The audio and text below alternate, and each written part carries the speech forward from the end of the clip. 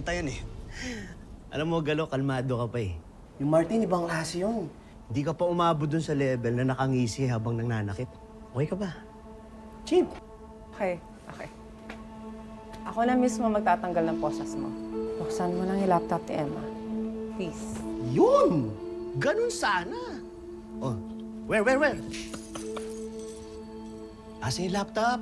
Emma! Bilis kong kausap, di ba? Susi. gusto mo. Mupo ka. Manulak. Mupo ka.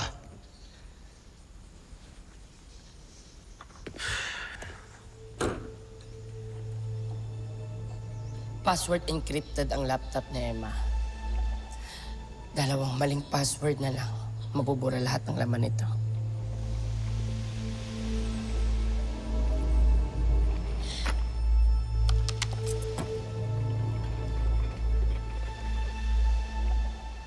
Paano mo nabuksan ng ganun-ganun lang?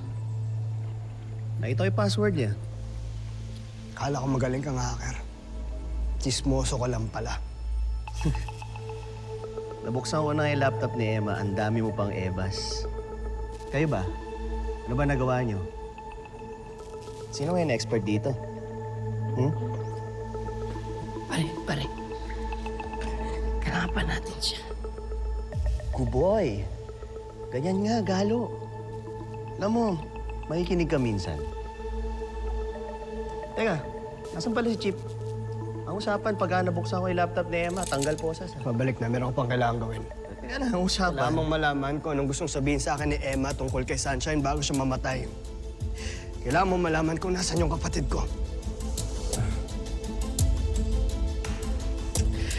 Sige na, pre. Tulungan mo kami. Hey, daming scope of work, ah.